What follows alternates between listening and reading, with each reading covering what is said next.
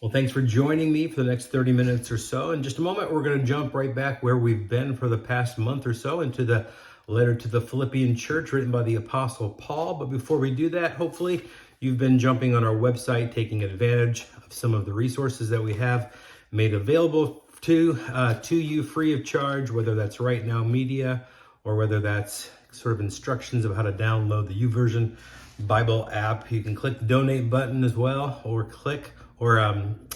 send a text contribution to 73256. We hope you'll take advantage of that. We hope as well that we'll see you either on Christmas Eve, Saturday night at 7 o'clock, or live or in person on the 18th as well.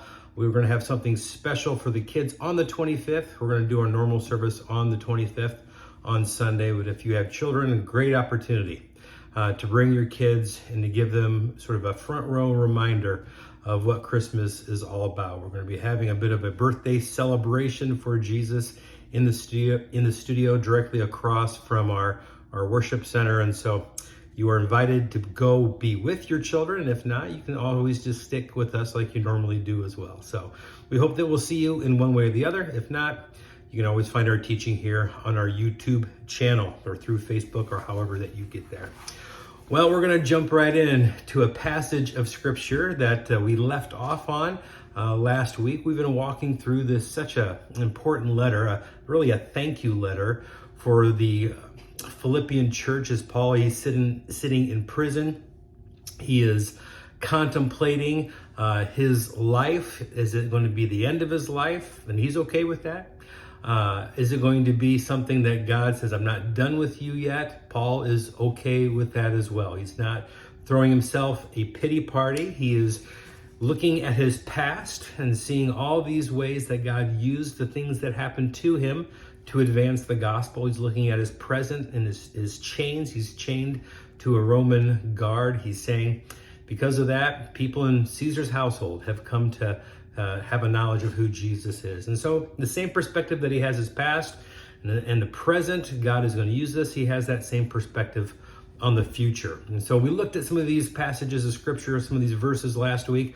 Paul, he's saying, I don't know what the future has in store, but I am going to predict this is how I'm going to act. This is how I'm going to behave. No matter what the future has in store, I'm not going to be able to predict that, but I can predict my behavior.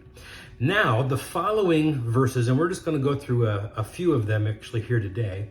Paul is expanding a little bit, not just on his future here on earth, but he's also contemplating heaven. Now, in another letter that the Apostle Paul wrote, the letter to the Colossian church, in chapter 3, he says something very important. He says to them, set your minds on things above, not on earthly things. He's talking about having a heavenly mindset. Now, having a heavenly mindset is more than just thinking about what heaven is going to be like. That would be just having our head in the clouds. A couple of weeks ago, I had an interesting experience. I had picked Cameron up from school. He had some after school stuff that he was doing. We go to Walmart in town. And then we were going to go from Walmart to another place, Rural King. Some of you guys may have no idea where this is because you may be listening from another state or whatever. But there's this road that goes, sort of a back road that was just built not too long ago, maybe just a couple, 2 years ago, that is it looks like a rural road, but it sort of goes behind, around the city proper of Martinsville. And that's the road that I was traveling on. Now, my son Cameron is 16 years old and he has his learner's permit, but for whatever reason, he's just not real thrilled about driving, which shocks me because I couldn't wait. As soon as I was able to get into the car and be in the driver's seat, I was all about that. He's just not really about that. He just kind of likes to be chauffeured around. And so I've been really trying to find opportunities for him to drive with me, and we have this little log book that we have to fill out, and this is what we do. Well, he always forgets to bring his learner's permit, to school. So when I pick him up, and maybe he forgets on purpose, I don't know, I have to I have to drive. He doesn't have it, he can't drive. So I was reading him the riot act is what I was doing. And I was saying to him, Cameron, I've been driving for over 30 years and I don't need the practice. I know the rules of the road. In fact, I have other endorsements. I've got a motorcycle endorsement. At one time I had a CDL endorsement, and I used to drive a bus, and so I don't need all this practice. You are the one. You are the one who needs the practice. I know the rules of the road. Well, this road that I was, and I can't make this up, right? So this road that I was going on, the speed limit posted, very clear, is 30 miles an hour, but it just seems like it's out in the country. And so people have been going 40, 45 miles an hour, and they're starting to patrol this. And so I wasn't paying attention. Police officer goes past me, does a little U-turn, turns on his lights, pulls me over, and the police officer comes to the driver's side, or the passenger side, excuse me, comes to where Cameron is sitting. Cameron rolled down his window, and he addresses the officer by name. He says, "Hey, officer," and he addresses this officer by name. Now, the first thing that went through my mind is, why does my 16-year-old son, why is he on first name basis, with one of the police officers in our town that we live in? But I also know that he's taking a class in school called criminal justice, and so I wonder if he kind of had some, connection with that. And I found out later that day that officer had been in Cameron's class doing some type of presentation, and Cameron had met him and talked to him, and so Cameron just addresses him, sort of by his first and last name. Now, in my mind, I'm also thinking, can I use this to my advantage? I would rather not get a ticket, and yet at the same time, I'm sort of hard pressed. I'm stuck between a rock and a hard place, because I'm thinking if I do get a ticket, that might be a really good lesson for Cameron. But then I'm also thinking, yeah, but he probably is not going to get it because it's not his money. That's just going to be my lesson, and I don't want to learn it, right? So anyway, the officer, he goes back to his card. I'm sure he's checking out my license and, all this type of stuff. Comes back and he says, "I'm just going to give you a warning." And I say, "Thank you very much. Go ahead and do what you need to do, but thank you for your mercy." Kind of led us into a good conversation later on about mercy. But so he left, and Cameron says, "Well, bye, officer," so anyway, so he looks at me, Cameron does, and he goes, "Dad, I can't wait to share this story tomorrow in class. You've been talking about me and using me as illustrations on Sunday for years. I finally get to turn the table on this," right? Now, the reason why I share this story is because I knew the rules. I knew the rules of the road. I was bragging about my proficiency in the driving department and all these endorsements that I have, and I was reading Cameron the Riot Act. It wasn't that I didn't know. It's just I wasn't doing what I knew. and in many ways, Paul is about to address a concept. We know that there is a heaven, and we know that we should be heavenly minded. And yet at the same time, we often don't implement what that means to be heavenly minded here on earth. I'm going to read just a few verses, starting in verse 22 of chapter 1 in Philippians, just about 4 verses, just so you can know this is Paul's perspective of what it means to be heavenly minded. Heavenly minded is not living with your head in the clouds. There is an idea, a concept that Paul is proclaiming here in these verses. Heavenly minded is not something that you do when you feel sort of the best years of your life are behind you, and you don't have a whole lot to look forward to here on this earth, and so you're just going to reside yourself to almost giving up, and so you're just thinking about what heaven might be like. That's living with your head in the clouds. That's denying reality. That's denying your responsibility. And oftentimes, even though that we know that heavenly minded people should be of extreme earthly good, sometimes we just kind of stick our head in the clouds. We know what it should mean, but we don't necessarily apply that practically. You know, Jesus talked about, he told us how to pray. He says, "Thy kingdom come, thy will be done in heaven as it is on earth." There's this concept, this understanding that if you believe that there's a heaven, and if you're a believer, I hope you do, right?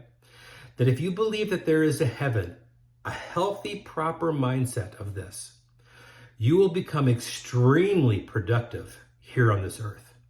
Being heavenly minded does not mean that you're not of any earthly good. In fact, it's the exact opposite. The more heavenly minded that you are, the more earthly good and productive you will be. So let me read starting in verse 22. "But if I live on in the flesh," and remember the verse that precedes this, we looked at this last week, "for to me to live is Christ, to die is gain." Paul is contemplating whether or not he's going to be released from this prison in Rome, or whether or not this is going to result in his death here on this earth. And he says, you know what? It really doesn't matter. It's up to God. I'm going to honor God. I can't predict my future, but I can predict my behavior. This is how I'm going to act. Whether it results in my release from prison or whether it results in my death, for me to live as Christ, to die as gain, there's no way that I lose. And then he says, but if I live on in the flesh, and Paul's leaning toward this. And the reason why is because I think Paul, he knows God's heart. He knows that God is not done with him yet. And so he's leaning, he's not predicting the future like a prophet, but he says, if you press me, I think God is not done with me yet here on this earth. But if I live on in the flesh, this will mean fruit or productivity for my labor. Yet what shall I choose? And it's a very interesting phrase. We'll talk about that in a moment. For I am hard pressed between the two, having a desire to depart and be with Christ, which is better by far. Obviously, heaven is better. Nevertheless, to remain in the flesh here on this earth is more needful for you. What you need over my comfort is what Paul is saying. And being confident of this, I know that I shall remain and continue with you all for your progress, another progression, a fruitfulness and joy of faith, that your rejoicing for me may be more abundant in Christ Jesus by my coming to you again. So Paul is leaning to this understanding that God is not done with him yet. And yet he is still heavenly minded. You know, sometimes when we kind of stick our head in the clouds and we just kind of contemplate heaven, that doesn't come from the greatest place. Because maybe we think our best years are behind us. Maybe we think that, oh, there's just not a whole lot to live for here. And we wish that God would just kind of take us up. That's an improper mindset. There's a reason and there is a purpose why you are still here. If God didn't have a purpose for you still being here on this earth, he would tell you, and he would tell you by taking you. So the fact that you're still living and breathing means that God is not done with you yet. So get your head out of the clouds and see what kind of earthly good, having a heavenly minded mindset, what does God have for you? Now, there are some attitudes of the scripture that I just read that the Apostle Paul reveals. And so we're going to go through them just rather quickly here today. And here's the first attitude. It's this: I will accept the struggle. Now, Paul says that he's hard pressed between the two. And yet Paul also says, he says, but yet I know, and then he kind of continues, it's better for you if I do this. Now, if there's a key word in all of this phrasing, it would probably be the word deflect or defer. What Paul is saying here is that I've realized as I'm sitting here in this prison, and Paul had a lot of time to think. He had a lot of time to reflect on his situation. He had a lot of time to think about his situation. And you know the conclusion that he came to? It's not all about me. You know, when you focus so much on self and your situation and your difficulty and your struggle, and you know what, you can go to a very harmful place. You can become a fatalist. You can become a person who just, life is horrible and it's all pain and it's all suffering and I'll never get out of this. Or you become materialistic and you start to think, if I ever get out of this, I'm going to just live for me. This is all I'm going to do. You become so self-centered and so self-absorbed that your hurts hurt more than they ought to. Now, I'm not saying that the things that Paul was suffering were not big. I mean, he's in prison. He's been beaten. He's been whipped. He's gone through 3 trials. He is, in the process of waiting for his 4th and final trial. And I'm sure there was anguish. There were times where Paul and his emotions and what he knew to be true didn't often line up. But he could have fell into this self-absorbed, self-pity type of mode. And yet he did not. In fact, he uses this phrase as he's talking about, but if I live on in the flesh, this is verse 22, this will mean fruit for my labor. And then he uses this phrase, which is so interesting. Yet what shall I choose? I do not know. Now, Paul is not saying I get to choose. This is what we would call biblical sarcasm. If Paul meant what it says, just on paper, what shall I choose? If Paul really meant that he gets to choose whether he gets to live or whether he gets to die, we know what Paul is going to choose. He's going to choose to be with heaven. But if he meant that, that would contradict everything that we've looked at over the past month and a half. That would contradict everything that I just read to you, that God is in charge and that God gets to choose. What Paul is saying is this: whatever God chooses, that's what I choose. If I'm going to remain here in the body, it will be fruit for my labor, and it will be beneficial for you. If God chooses that, that's my choice. If God would take me home, which is better by far, whatever God chooses, that is my choice. I refuse to become self-centered and self-absorbed. One of the lessons I believe that Paul learned as he's sitting in prison and he's contemplating his situation, I think he realized this: it's not about me. And you can see it in the phrasing of these verses that we looked at here today, that I read to you. Paul has come to this understanding. Yes, he's the one in prison. Yes, he's the one that has the responsibility that God has given to him to preach the gospel and to honor God in his situation, whatever that situation may be. But he's come to this understanding, guess what? Not about me. It's not about me. God has done just fine before Paul was born. God will do just fine after Paul goes to heaven. And what a refreshing way to look at your situation, isn't it? It's not all about me. I had somebody call me on Thursday, and they just wanted to let me know that so-and-so that was going to an orthopedic surgeon. They dislocated their finger, and I said, "Oh, that sounds like that would be pretty painful. Is he in pain?" And this person I was talking to said, "Well, I asked him this, and he said it's only painful when I look at it." And there's a lot of truth to that. Now, I'm not saying that the pain or hurt that we may be going through in our life, a situation, that we deny it, but I do say that we defer it. It doesn't mean that we don't acknowledge it. Paul acknowledged that he was in prison. Paul acknowledged that he had been beaten. Paul acknowledged all these difficult things, but he deferred it. He didn't examine it. He didn't overthink it. He didn't overanalyze it. He didn't fall into self-pity. He deflected it to the Lord and said, "You know what, Lord? This isn't about me." And if we're not careful, we can even have the self-absorption fall into sort of our heavenly thinking. I've heard people say about, I think heaven should be like this: golf courses and amusement parks. Heaven is going to be much more about who's there than what's there.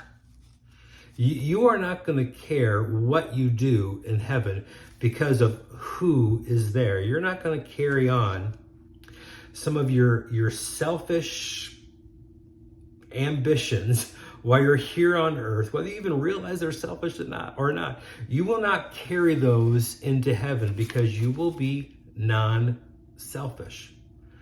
You will not center on yourself. Your desire will not be Here's a great day that I had on earth. I wonder if that great day can just be amplified in heaven. That is really selfish thinking when you think about it. And maybe you should think about it, right? Heaven is going to be more than golf courses and amusement parks. It's not going to be about you. It's not going to be about me. It's going to be about the Lord. I wake up in the morning, think about me, and I go to bed thinking about me, and all in between during the day, guess what I do? I think about me.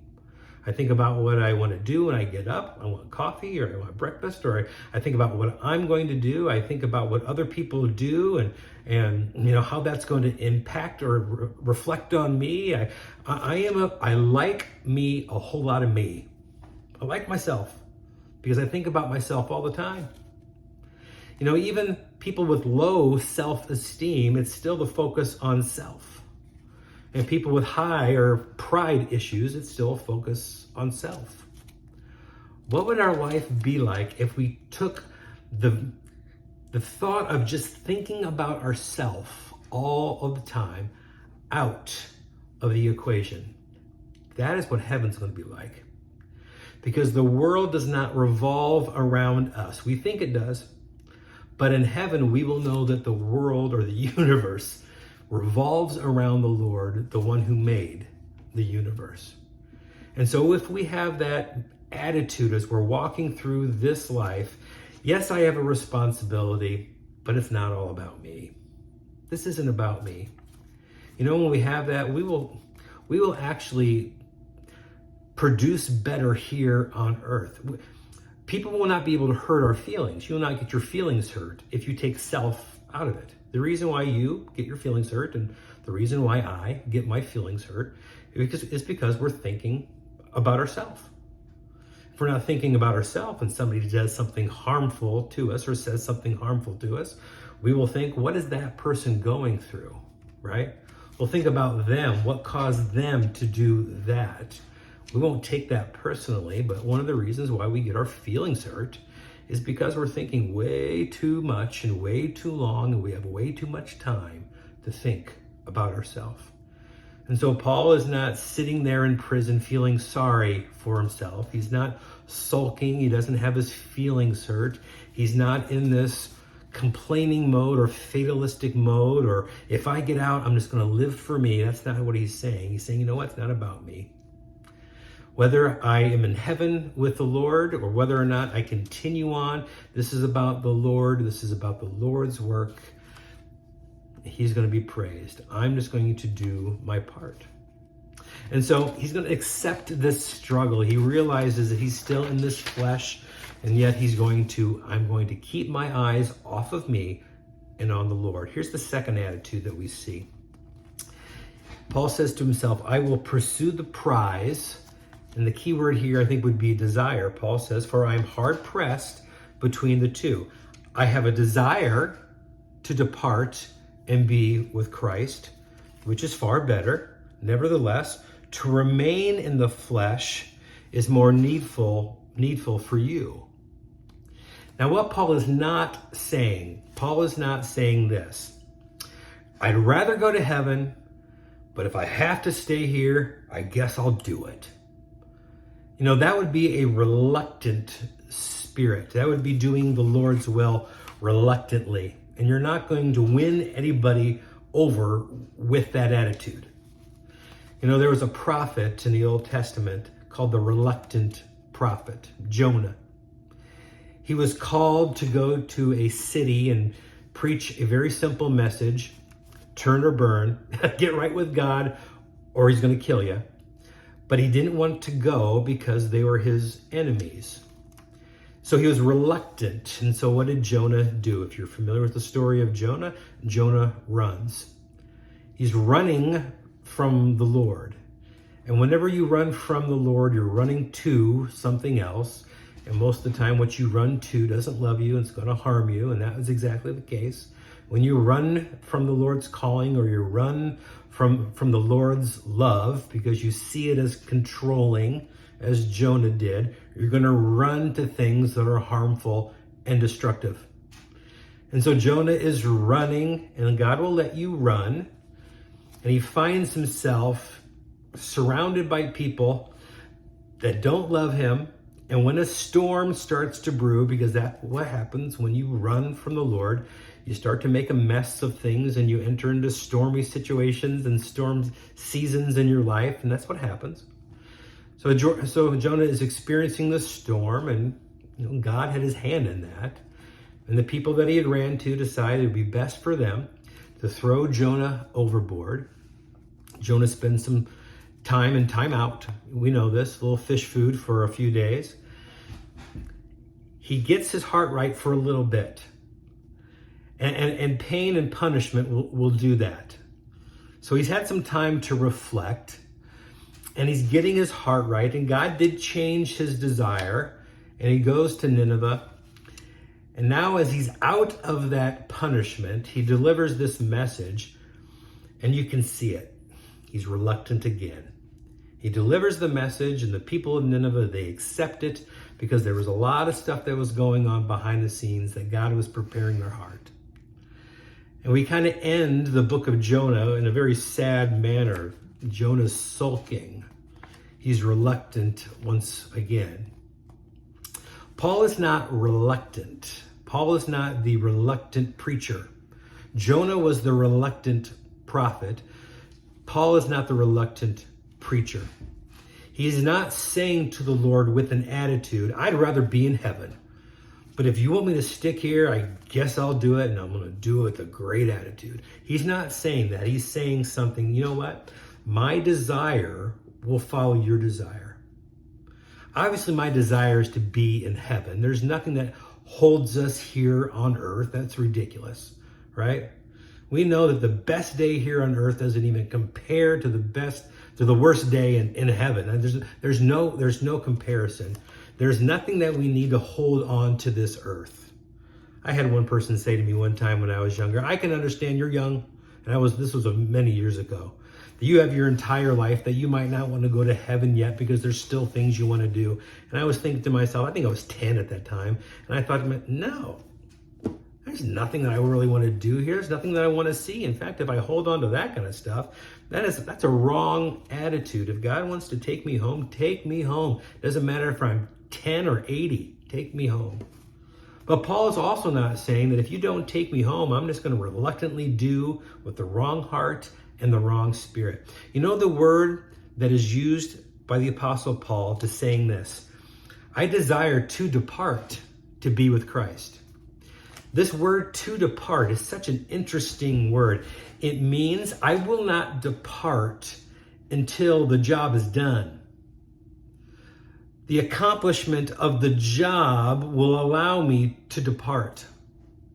This word was used by sailors as they're in a port, unloading cargo from a ship. They will say it's time to depart, anchors up. The idea will be we're going to the next port, we're going to get the next cargo, whatever it may be, anchors up only when the load is taken off. Soldiers would use this in terms of mustering their troops. It's time to pull up stakes. It's time to pack up tents. We will depart to the next mission only when the accomplishment of the mission that we're currently on is come to a conclusion. Then we will say we will depart. This was also used to depart. Farmers used this to take off a yoke from an animal or an ox.